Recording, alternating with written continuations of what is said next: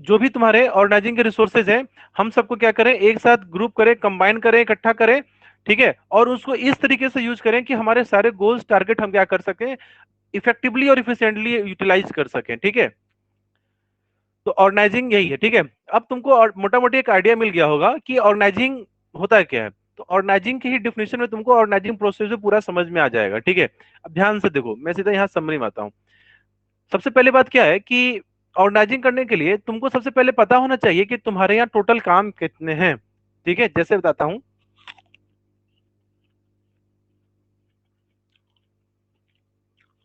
Late से कोई एक होटल है एक्स, ठीक है, होटल एक्स है ये। जैसे तुमने सोचा कि यार चलो मैं अपना होटल खोलूंगा। अब भाई होटल खोलने जाओगे तो तुमको पता करना पड़ेगा यार, होटल खोलेंगे तो मुझे मार्केट से काफी सारा सामान खरीदना पड़ेगा, ठीक है। मार्केट से सामान परचेज करोगे जहां पे सबसे सस्ते रेट पे मिल जाए।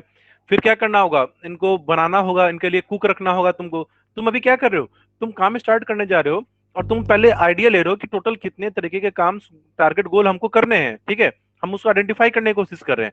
तो तुमने देखा कि यार पहले हमको सारा सामान खरीदना होगा, फिर हमको प्रोडक्शन करना होगा, ठीक है। फिर कस्टमर के पास कोई आदमी जाएगा, सर्व करेगा। अब इसको तुम अगर मान के चलो कि कस्टमर से किसी को डील करना पड़ेगा, ठीक है, पब्लिक रिलेशन या ह्यूमन रिलेशन, इसको कुछ भी बोल दो, ये सारा कुछ रहेगा तुम्हारा, ठीक है। तो तुमने देखा यार होटल खोलने में ना ये तीन चार तरीके के काम है हमको करना, ठीक है। अब इसके लिए तो फिर तुम क्या करोगे, अलग अलग डिपार्टमेंट बनाओगे। जो डिपार्टमेंट परचेज के लिए डिपार्टमेंट होगा, परचेज डिपार्टमेंट, उसको तुम पैसा दे दोगे, देखो हम तुमको 1 लाख रुपया दे रहे हैं, तुमको कुछ भी परचेज करना है इसी पैसा से कर लेना। तो देखो, तो सबसे पहला स्टेप यही होता है कि तुम आइडेंटिफाई और करते हो division of work, identification and division of work, कि काम कितने तरीके हैं और काम को अलग अलग पार्ट में मैंने क्या किया, डिवाइड किया। यहाँ देखें, मैंने पहले क्या किया, आइडेंटिफाई किया 3 काम, फिर तीनों काम को डिवाइड कर दिया 3 पार्ट में, ठीक है। कि मेरे यहाँ प्रोडक्शन का काम होगा, तो अगर मैं होटल खोल के सामान बेचूंगा, खाने बेचूंगा, तो उसमें मुझे बेसिकली ये 3 डिफरेंट तरीके के काम मुझे करने पड़ेंगे। तो यही तुम्हारा क्या कहला जाएगा, डिवीजन ऑफ वर्क, ठीक है। तो पहला स्टेप होता है आइडेंटिफिकेशन और डिवीजन ऑफ वर्क। इसमें तुम क्या करते हो, जितने भी तरह के काम होते हैं तुम सबको खोजते हो, और जो भी काम, जितने भी प्रोसेसेस एक जैसे हैं, जितने भी प्रोसेस सेम टाइप के होते हैं, उन सभी को एक साथ कर देते हो और एक डिपार्टमेंट के अंडर में रख देते हो। जैसे परचेज रिलेटेड जितना भी काम है तुम परचेज के अंदर डाल दोगे, चाहे किसी भी चीज का परचेज हो, कुछ भी परचेज हो, झाड़ू पोछा, सैनिटाइजर, स्प्रे, आम इमली लहसुन, कुछ भी तुम अगर परचेज कर रहे हो तो किस में जाएगा, उस पार्टिकुलर डिपार्टमेंट में चला जाएगा। तो यहाँ पे एक लाइन आप देखना, the first step in the organising is identifying and dividing the work as per plan. The division of work makes sure there is no duplication of work and there is no burden of work on one person. और so work को क्या किया था कि employ के बीच में बांट दिया। देखो यहाँ पे लाइन क्या है, नो डुप्लीकेशन ऑफ वर्क। ऐसा नहीं हो कि एक काम है, एक ही डिपार्टमेंट का काम है, दो डिपार्टमेंट में वो काम हो रहा है, ऐसा नहीं होना चाहिए। एक काम को बार बार कोई आदमी करना नहीं चाहिए। तो हम क्या करते हैं, सारे काम को एक साथ इकट्ठा करके लोगों के बीच में बांट देते हैं। परचेज का काम सिर्फ परचेज करेगा, बाकी कोई भी आदमी परचेज से जुड़ा हुआ काम नहीं करेगा। अगर करेगा तब तो काम का डुप्लीकेशन हो जाएगा, डुप्लीकेशन होगा तो एक ही काम को करने में सारा समय बीत जाएगा। तो इसी को कहते हैं, पहला स्टेप है that is identification and division of work, ठीक है। अब इस वक्त क्या होता है, डिपार्टमेंटलाइजेशन। डिपार्टमेंटलाइजेशन जैसे यहाँ देखो, मैंने क्या किया था, काम को आइडेंटिफाई किया और देखो एक डिपार्टमेंट बना दिया परचेज, एक बना दिया प्रोडक्शन, एक जो कस्टमर से जो डील करेगा, कस्टमर को सर्व करेगा जाके, वो डिपार्टमेंट बना दिया। तो यही होता है तुम्हारा डिपार्टमेंटलाइजेशन। डिपार्टमेंटलाइजेशन में क्या होता है, हम सारे काम को ग्रुप इकट्ठा आइडेंटिफाई करते हैं और उसके लिए एक डिपार्टमेंट बना देते हैं, ठीक है। तो यही होता है डिपार्टमेंटलाइजेशन। अब डिपार्टमेंट भी बनाने के ना दो तरीके होते हैं। जैसे एक होता है फंक्शनल डिपार्टमेंट, एक होता है डिवीजन डिपार्टमेंट, ठीक है। जैसे देखो, फंक्शन डिपार्टमेंट में क्या होता है कि ये नॉर्मल डिपार्टमेंट है। जैसे अभी मैंने होटल का एग्जांपल दिया ना, होटल वाला आदमी बस एक ही काम करता है। देखो कोई भी ऐसा ऑर्गेनाइजेशन, यहाँ पे ध्यान देना, कोई भी ऑर्गेनाइजेशन जो बेसिकली एक तरीके के सामान से डील करता है, जैसे अगर मान के चलिए होटल का काम था, तो होटल का बस काम है खाना बना के बेचना, ठीक है। तो उसके यहाँ क्या होंगे ना, अलग अलग फंक्शन होंगे, प्रोडक्शन का फंक्शन अलग हो जाएगा, सेल्स का फंक्शन अलग हो जाएगा, परचेज का फंक्शन अलग हो जाएगा, ठीक है। इसी तरीके से आप फर्नीचर की दुकान पे जाओ, आप मोबाइल की दुकान पे जाओ, कोई आदमी जो सिर्फ सिंगल तरीके के काम को कर रहा है, उसके क्या होंगे ना, फंक्शन के हिसाब से अलग अलग काम हो जाएंगे। जैसे सेल्स का फंक्शन हो गया, प्रोडक्शन का फंक्शन हो गया, परचेज का फंक्शन हो गया, तब वो क्या करता है, अपने फंक्शनल डिपार्टमेंट बनाता है। लेकिन कोई भी ऐसा बिजनेस ऑर्गेनाइजेशन जिसके यहाँ एक से ज्यादा प्रोडक्ट्स बनते हैं, जैसे जितने भी मल्टीनेशनल कंपनियां हैं, ठीक है, उदाहरण के लिए जैसे सैमसंग लो, तो सैमसंग मोबाइल फोन भी बनाती है, ठीक है, सैमसंग वॉशिंग मशीन भी बनाती है, सैमसंग एसी भी बनाती है, ठीक है, सैमसंग हेडफोन्स भी बनाती है, काफी सारे सामान बनाती है सैमसंग। तो सैमसंग क्या करेगा, जितने भी उसके प्रोडक्ट्स हैं पहले हर किसी का क्या करेगा, डिवीजन बनाएगा। मोबाइल फोन का डिवीजन होगा, ठीक है, वॉशिंग मशीन का डिवीजन होगा, एसी का एक डिवीजन होगा। अब इस मोबाइल फोन के डिवीजन में फिर ये क्या बनाएगा, डिपार्टमेंट बनाएगा। मोबाइल फोन का डिस्प्ले को परचेज करने का डिपार्टमेंट होगा, मोबाइल फोन को मैन्युफैक्चर करने का एक डिपार्टमेंट होगा, मोबाइल फोन को सेल करने का एक डिपार्टमेंट होगा। तो डिविजनल डिपार्टमेंट और फंक्शन डिपार्टमेंट में क्या होता है, फंक्शन डिपार्टमेंट में हम काम को क्या करते हैं, फंक्शंस के आधार पे बांटते हैं, ठीक है, जैसे सेल्स का फंक्शन है, परचेज का फंक्शन है। डिविजनल डिपार्टमेंट में हम क्या करते हैं कि मेरे यहाँ एक से जब ज्यादा प्रोडक्ट्स मैं बेच रहा हूँ, तो मैं क्या कहूंगा, हर प्रोडक्ट का अपना अलग अलग डिवीजन बनता है, और फिर उस डिवीजन के अंदर में फिर क्या बनते हैं, वही फंक्शनल डिपार्टमेंट बनाया जाता है। तो ये है तुम्हारा सेकंड प्रोसेस। अब चलो ठीक है, तुमने क्या किया, मैंने क्या किया, होटल में रख लिया, डिपार्टमेंट बना दिया। अब वहां काम करने के लिए तो लोग भी तो चाहिए ना, तो मुझे उसके लिए क्या करना होगा, लोगों को रखना होगा और लोगों को ड्यूटी बांटनी पड़ेगी कि आपका काम क्या है। अभिषेक को बोलूंगा, अभिषेक जाओ तुम्हारा काम है परचेज करना, अंशु को बोलूंगा, अंशु जाओ तुम सेल्स करो, ठीक है। तो काम क्या होता है कि लोगों को रखना और लोगों को काम बांटना। तो तीसरा स्टेप यही होता है, that is assignment of duty. देखिए, after dividing the organization into a specialized department, each individual working in different department is assigned a duty matching to his skills and qualification. जिसकी जो क्वालिफिकेशन है, जो क्षमता है, उसके हिसाब से उसको मैं उसका डिपार्टमेंट दूंगा। अगर मेरे यहाँ कोई सीए आता है काम करने के लिए, तो उसे मजदूरी तो नहीं करवाऊंगा ना। सीए है तो उसको मैं अकाउंट्स डिपार्टमेंट का काम दूंगा। कोई मजदूर आया, ठीक है, जिसको कुछ काम करने नहीं आता, उसको मैं फिजिकल काम करवाऊंगा, मशीन से बोझा ढोवाऊंगा, उसे बोरा उसे ढोवाऊंगा, ठीक है। तो लोगों के क्वालिफिकेशन, नॉलेज, स्किल, टैलेंट के हिसाब से उनको काम बांटा जाता है। तो that is the third step. चौथा होता है स्टैब्लिशिंग रिपोर्टिंग रिलेशनशिप। देखो, रिपोर्टिंग का मतलब क्या हो गया कि आप भाई, तुम मुझे रिपोर्ट, किसी ना किसी को तुम्हें रिपोर्ट करना होगा ना। तुम काम क्या कर रहे हो, तुम काम कैसे कर रहे हो, काम सही हो रहा है या गलत हो रहा है, तुमको कोई दिक्कत तकलीफ प्रॉब्लम आ रहा है, तो तुम उसके लिए किसी ना किसी से तो पूछोगे। तो उसके लिए क्या होगा, तुम्हारा एक सीनियर को मैं रखूंगा कि देखो तुम लोग काम कर रहे हो, कोई डाउट है तो गुलशन सर से पूछ लेना। तो गुलशन सर क्या है, तुम लोग से सीनियर हो गए। तो रिपोर्टिंग रिलेशनशिप में यही होता है कि लोगों को बताया जाता है कि आप किस आदमी को रिपोर्ट करोगे। देखो, और कोई भी आदमी ना हमेशा अपने सीनियर को रिपोर्ट करता है, ठीक है, जो उनसे सीनियर होगा। तो बेसिकली इस स्टेप में सीनियर और सबॉर्डिनेट रिलेशनशिप को बनाया जाता है। सबॉर्डिनेट्स को बनाया जाता है कि आप किसके अंडर में काम करेंगे, आप किनको रिपोर्ट करेंगे अपने एक्टिविटीज के बारे में, कोई डाउट है, दिक्कत है तो किससे पूछेंगे। तो यही है तुम्हारा fourth step, that is establishing reporting relationship. चलिए, इसका आता है हमारा अगला टॉपिक, इंपॉर्टेंस ऑफ ऑर्गेनाइजिंग, ठीक है। तो इंपॉर्टेंस क्या है, सबसे पहले है कि हमको इसमें स्पेशलाइजेशन का बेनिफिट होता है। देखो, स्पेशलाइजेशन का मतलब क्या होता है कि स्पेशलाइज हो जाना कोई एक काम को करते करते। जैसे मैं पिछले 4-5 साल से मैं बिजनेस स्टडीज और इकोनॉमिक्स पढ़ा रहा हूँ, तो 5 साल से पढ़ाते पढ़ाते पढ़ाते मेरा स्पेशलाइजेशन क्या है, बिजनेस स्टडी इकोनॉमिक्स है। क्योंकि मैं इस काम को इतने बार कर रहा हूँ, इतने बार पढ़ा रहा हूँ, इतने बैचेस पढ़ा रहा हूँ, 500 1000 बच्चे को मैंने पढ़ाया। उससे क्या हुआ, मुझे उस सब्जेक्ट आइडिया का काफी ज्यादा डीप नॉलेज हो चुका हुआ है, काफी चीजें अच्छी समझ में आ चुकी हुई है, बच्चों को डाउट क्या होगा, इंपॉर्टेंट क्वेश्चंस क्या क्या हो सकते हैं, सारी बातें समझ में आ चुकी हुई है। तो यही तुम्हारा होता है रिपोर्टिंग, सॉरी, यही होता है तुम्हारा स्पेशलाइजेशन में। तो जैसे मैंने आपको बताया कि जब ड्यूटी बांटा जा रहा था, तो जिसके जो क्वालिफिकेशन है, जिसका जो नॉलेज है, जिसमें जो टैलेंट स्किल है, मैंने उसको उस हिसाब से काम बांट दिया था। फिर आपको जैसे मान के चलो कि रिशु है, रिशु को मैंने बोला कि रिशु तुम जाओ, तुम प्रोडक्शन का काम करो।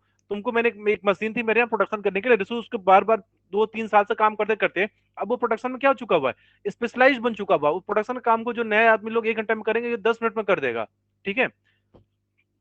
तो यही होता है तुम्हारा स्पेशलाइजेशन, ठीक है, का बेनिफिट होता है। और नाजी में क्या होता है कि लोगों को क्वालिफिकेशन, नॉलेज, स्किल, टैलेंट के हिसाब से काम दिया जाता है, और वो काम को करते करते उनको उस काम में क्या आता है, स्पेशलाइजेशन आ जाता है।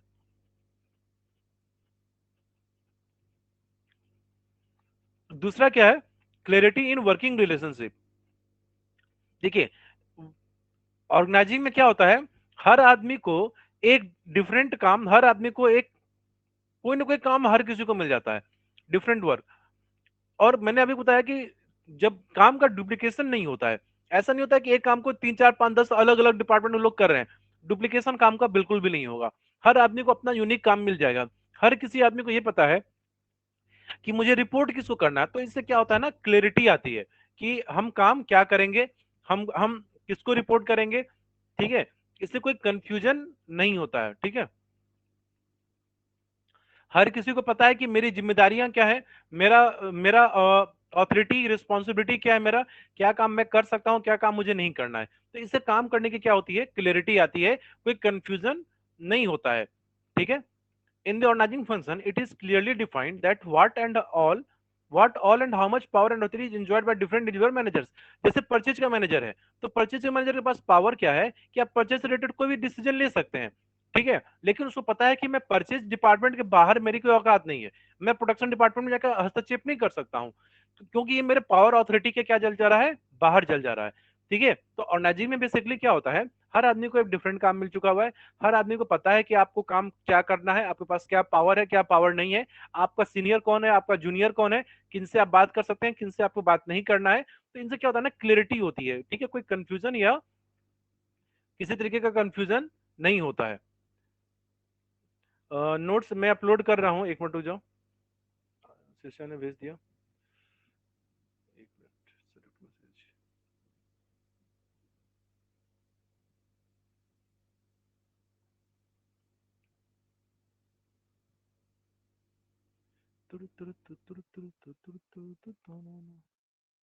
जेपीजी में भेजा है, इसको पीडीएफ करना पड़ेगा, टाइम लग जाएगा फिर तो।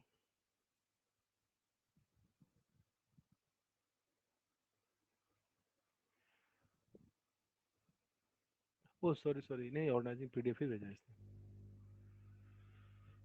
एक मिनट रुक जाओ।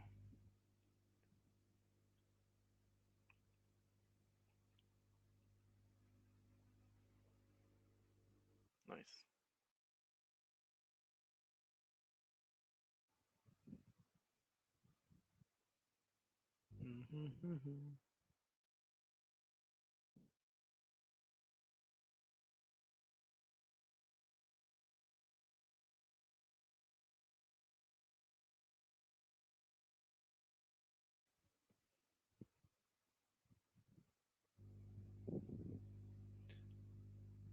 चलिए, और नाजी पीडीएफ अपलोड कर दिया हूँ, कुछ देर में अकाउंट में शो होने लगेगा आप लोग के, तो जिसका छूटा हुआ लिख लेना उससे। तो चलो अगला प्रोसेस पढ़ते हैं।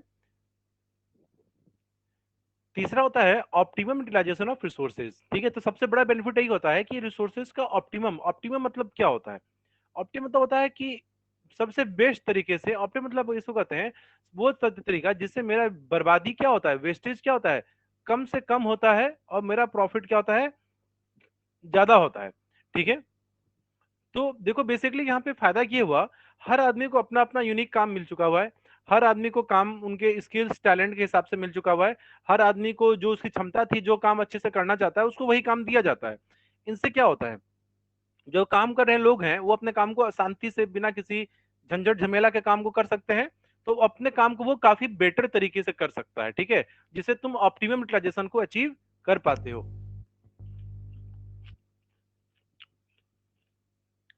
जैसे मान लीजिए चलो, एक आदमी आया, स्टूडेंट आया, बोला कि सर मैंने सेल्स की पढ़ाई की है, एमबीए किया हूँ सेल्स में, मैं बोला मैं तुम्हें सेल्स में नहीं रखूंगा, मैं तुम्हें अकाउंटिंग डिपार्टमेंट में काम दे दूंगा। तो एक बात बताओ, सेल्स का आदमी है जो सेल्स का काम अच्छे से किया है, अब मैं उसको अकाउंट्स डिपार्टमेंट में भेज दूं काम करने के लिए, तो क्या वो काम वो कभी अच्छे से कर पाएगा, या काम वो करेगा तो जो काम सेल्स का काम वो ज्यादा अच्छे से कर सकता था। माइक किसको ऑन हो गया। तो जो सेल्स का मैनेजर आदमी सेल्स काम को अच्छे तरीके से कर सकता था, क्या वो अकाउंट से काम को अच्छे से कर पाएगा, फिर नहीं कर पाएगा, या करेगा तो उसे बहुत समय लगेगा, बहुत गलतियां होंगी, तो तुम ऑप्टिमम यूटिलाइजेशन तो नहीं अचीव कर पाओगे, तो वहां तो बर्बादी हो गया। लेकिन जब हम काम को, उसके सेल्स का काम है, हम उसको सेल्स का काम ही देंगे तो अच्छी तरीके से कर पाएगा, तो जिससे हमारा ऑप्टिमम ऑप्टिमम यूटिलाइजेशन रिसोर्सेज पूरा हो पाएगा। देखिए, in the organizing function, there are very few chances of duplication of work or overlapping of work because the jobs are assigned to different individuals by clearly defining the job in the job description document। तो देखो, जो उनका job description document होता है, मतलब जैसे जब joining होती है, आपकी जॉब लगती है, तो आपको ये बता दिया जाता है कि आपको क्या काम करना, आप क्या काम करना चाहते हैं, और उसी के हिसाब से आपको काम मिलता है करने के लिए। और जब उस काम को कर लेते हैं आप, तो ऑब्वियस बात है कि आपको उस काम को अच्छे से करने आता है, तो ऑप्टिमम यूटिलाइजेशन आप अचीव कर पाइएगा फिर। ठीक है। चलिए, इसका तो होता है ना कि मैं एक दो पॉइंट ना ये रहने दो, टेढ़ा काम है, इजी पॉइंट है। छठा और सातवां देखो, नहीं पांचवा और छठवां। देखो इफेक्टिव एडमिनिस्ट्रेशन, एडमिनिस्ट्रेशन का मतलब क्या होता है, मैनेज करना, ठीक है, विधि व्यवस्था, जो कंट्रोल एंड फंक्शन हो गया, ठीक है उसको। देखो ऑर्गेनाइजेशन में बेसिकली देखो क्या है कि मैंने क्या किया, छोटे छोटे काम को, सॉरी, छोटे छोटे काम को एक साथ ग्रुप इकट्ठा करके एक डिपार्टमेंट बना दिया। उस डिपार्टमेंट को हाथ चलाने के लिए मैंने एक मैनेजर बना दिया जो शांति से अपने डिपार्टमेंट में काम कर रहा है। तो हर आदमी को क्या किया, एक यूनिक काम दे दिया गया है। हर मैंने क्या किया, अपने यहाँ डिपार्टमेंट और अलग अलग डिवीजन बना दिए। इनसे क्या होता है ना कि कंपनी के इतने बड़े प्रोसेस को कंट्रोल करना, चलाना काफी आसान हो जाता है। परचेज रिलेटेड कोई भी काम है तो परचेज मैनेजर उसके लिए रिस्पॉन्सिबल है। सेल्स रिलेटेड कोई भी काम है तो उसके लिए सेल्स मैनेजर रिस्पॉन्सिबल है। मार्केटिंग से रिलेटेड कोई भी काम है तो मार्केटिंग का मैनेजर रिस्पॉन्सिबल है। और ये सारे मैनेजर अपने अपने डिपार्टमेंट को कम करें। एक कंपनी का मालिक है, उसको इससे कोई चिंता ही नहीं है कि भाई क्या काम करना है, क्योंकि उसने अपने लोग को लगा रखे हुए हैं। वो अपने गोल टारगेट को क्या कर रहा है, उसका काम क्या है, टॉप मैनेजमेंट का पॉलिसीज बनाना, ठीक है, नए नए डायरेक्शन सेट करना। वो शांति से अपने उन कामों पे फोकस कर पा रहा है। तो एडमिनिस्ट्रेशन में मैनेज किया हो जा रहा है, काफी बेटर तरीके से अचीव हो पाता है। फिर है, कंपनी जब ऑप्टिमाइजेशन कर लेती है, ठीक है, कंपनी ने वर्क और डिवीजन अच्छे से बना दिया, डिपार्टमेंट अलग अलग बना दिया, काम अच्छे से हो पा रहा है, तो कंपनी का एक्सपेंशन और ग्रोथ भी काफी अच्छा होता है। कंपनी ज्यादा अच्छा कमाएगी तो उसका ग्रोथ अच्छा होगा। कंपनी काफी ज्यादा एक्सपैंड करेगी, पहले स्टेट लेवल पे, फिर नेशनल लेवल पे, फिर इंटरनेशनल लेवल पे काफी सारे ब्रांचेस खुलेंगे। तो ये फायदा होता है तुम्हारा ऑर्गेनाइजिंग का, ठीक है। अब आ जाओ ऑर्गेनाइजेशनल स्ट्रक्चर पे। तो देखो ऑर्गेनाइजेशनल स्ट्रक्चर क्या होता है। देखिए ऑर्गेनाइजेशन स्ट्रक्चर का मतलब होता है कि किसी भी ऑर्गेनाइजेशन में, एक्चुअली ना ये रहने दो, सीधा देखो ऐसे बता देता हूं कि ऑर्गेनाइजेशन में दो स्ट्रक्चर होते हैं तुम्हारे, फंक्शनल और डिपार्टमेंटल, ठीक है, जो हम लोगों ने ऊपर पढ़ा था। तो ये बेसिकली कि आप किस स्ट्रक्चर को फॉलो करना चाह रहे हैं, ठीक है, कि आप किस तरीके से अपने यहाँ कामों का डिस्ट्रीब्यूशन, वर्क डिस्ट्रीब्यूशन करना चाहते हैं। तो बेसिकली ऑर्गेनाइजेशन स्ट्रक्चर इसी को कहते हैं कि जहां पे मैनेजर्स लोग क्या क्या काम करेगा, मतलब हर वर्ग के लोगों का काम, ठीक है, हर वर्ग के लोगों का ऑथोरिटी रिस्पॉन्सिबिलिटी हम किस तरह से डिस्ट्रीब्यूट कर देते हैं। तो यहाँ पर आ जाओ, जो इसमें आता है that is types of organisation structure, उसमें भी यहाँ पर आ जाओ। तो दो तरीके के होते हैं, फंक्शनल स्ट्रक्चर और डिविजनल स्ट्रक्चर। तो फंक्शनल स्ट्रक्चर मैंने बताया था पीछे, फंक्शनल स्ट्रक्चर क्या होता है कि जब मैं अपने ऑर्गेनाइजेशन के स्ट्रक्चर को, ऑर्गेनाइजेशन में चल रहे डिफरेंट फंक्शंस के बेसिस, डिफरेंट फंक्शंस के आधार पर करता हूँ, ये कहलाता है मेरा फंक्शनल स्ट्रक्चर। ऑर्गेनाइजेशन में क्या करता हूँ, फंक्शन के हिसाब से अपने यहाँ वर्क एक्टिविटीज को डिस्ट्रीब्यूट करता हूं, तो ये कहलाता है फंक्शन। का मतलब क्या होता है, जैसे सेल्स का फंक्शन हो गया, परचेज का फंक्शन हो गया, ठीक है, इसी तरीके से ये कहलाता है तुम्हारा फंक्शनल स्ट्रक्चर कहलाता है, कि जहां पे कंपनी ऑर्गेनाइजेशन में जो डिफरेंट फंक्शंस चल रहे हैं, प्रोसेसेस चल रहे हैं, उनके हिसाब से मैं क्या करता हूँ, डिपार्टमेंट क्रिएट कर देता हूँ और चीजों को मैनेज करता हूँ। तो यही कहलाता है तुम्हारा फंक्शनल स्ट्रक्चर, ठीक है। अब देखो इसका फायदा क्या होता है। सबसे पहले इसका फायदा क्या होता है कि आपको इसमें भी स्पेशलाइजेशन का बेनिफिट है। देखो ऑर्गेनाइजेशन का कोई भी पॉइंट हो तो उसमें स्पेशलाइजेशन आएगा ही आएगा, क्योंकि ऑर्गेनाइजेशन आप कोई भी स्ट्रक्चर को फॉलो करो, आप क्या करोगे, लोगों को उनके क्षमता, टैलेंट, स्किल के हिसाब से ही काम दोगे। जिसको जो काम अच्छे से आता है, जो जिस काम को अच्छे तरीके से कर सकता है, वही काम उनसे करवाओगे, ठीक है।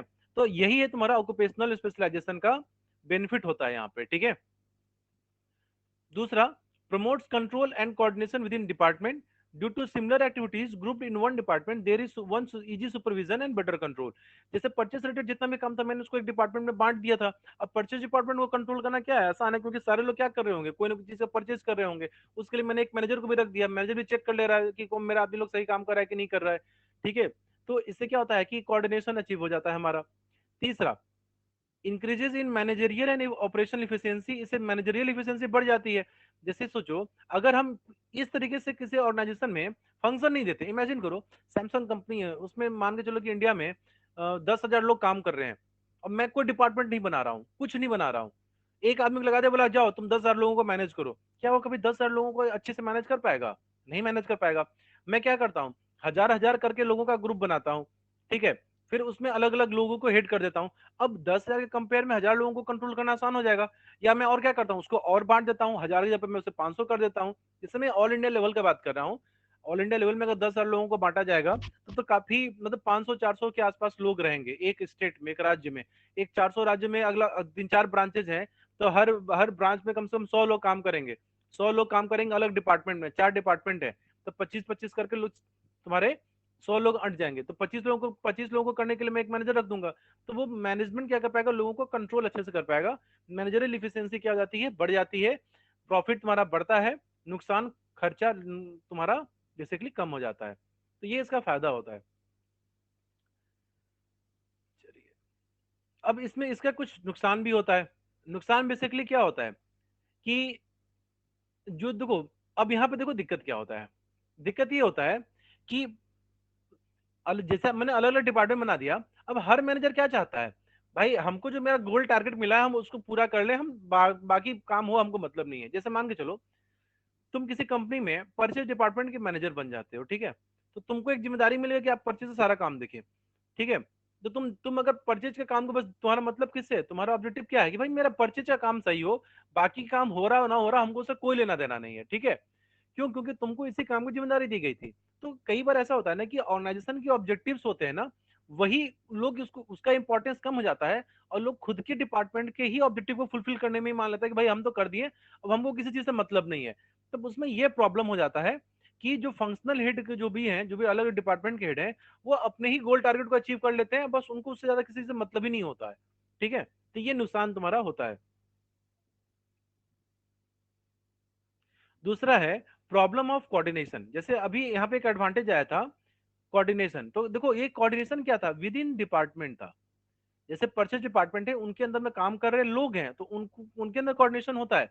लेकिन दो अलग अलग डिपार्टमेंट जो होते हैं, जैसे परचेज है, जैसे सेल्स है, जैसे मार्केटिंग है, तो देखो किसी डिपार्टमेंट ना किसी दूसरे डिपार्टमेंट से कोई मतलब ही नहीं होता है, ठीक है। इनको बस ये बस अपने काम टारगेट को फुलफिल करने में लग जाते हैं बस। तो सेल्स का कर रहा है कि नहीं कर रहा है, मेरी वजह से सेल्स अफेक्ट हो जाएगा, मेरी वजह से किसी और डिपार्टमेंट के ऊपर कोई क्या कोई इंपैक्ट पड़ रहा है, इनसे इनका कोई कंसर्न नहीं होता है। तो कई बार देखा जाता है कि डिपार्टमेंट के आपसी कोऑर्डिनेशन ही क्या हो जाते हैं, गड़बड़ हो जाते हैं। जैसे कई बार आपने देखा होगा कि मुख्यमंत्री प्रधानमंत्री कभी लोग कोई आया, किसी जगह का उद्घाटन कर दिया, शिलान्यास कर दिया, लेकिन 4 साल 5 साल हो गए आज तक वो काम ही वहां का चालू नहीं हो पाया। क्यों? क्योंकि उस काम को करने के लिए बहुत सारे डिपार्टमेंट है, सरकारी डिपार्टमेंट है, उनका आपसी में कोई कोऑर्डिनेशन नहीं हो पा रहा है। रोड बनाने वाला डिपार्टमेंट है, बोला कि सर ठेकेदारी तो अकाउंट्स डिपार्टमेंट तो ठेकेदारी ही नहीं निकाल रहे, ठेकेदार को रखे नहीं, हम कैसे काम करवा दें जाके, ठीक है। अकाउंट्स बोलेगा कि हमको पैसा नहीं दिया गया। तो ये इंटर डिपार्टमेंटल ना कंफ्लिक्ट फिर होने लगते हैं, जिससे हमारा गोल टारगेट अचीव फिर नहीं होने के चांसेस हो जाते हैं, ठीक है। तो आप लोग ना ये दो फंक्शन एडवांटेजेस इसके और दो एडवांटेज इसके लिख लेना। तो आज के क्लास में हम लोग यहीं तक पढ़ेंगे। यहाँ तक में से किसी को कुछ पूछना है? नहीं तो फिर अगले क्लास में कंटिन्यू करेंगे। नोट्स मैंने अपलोड कर दिया है, आप सारे लोग क्या करना, नोट्स को लिख लेना जिन्होंने नहीं लिखा हुआ है। बाकी टॉपिक हम लोग फिर अगले क्लास में डिस्कस करेंगे, ठीक है। शाम में आज इकोनॉमिक्स का क्लास होगा 5:30 बजे से, तो ज्वाइन कर ले, सॉरी 4:30 बजे से, सॉरी 4:45 से ज्वाइन कर लेना। हम लोग वहीं पे क्लास को कंटिन्यू करेंगे फिर, ठीक है। तो चलो स्टूडेंट, फिर आज के लिए इतना ही रहने देते हैं, बाकी अगले क्लास में पढ़ते हैं। Bye bye, take care everyone.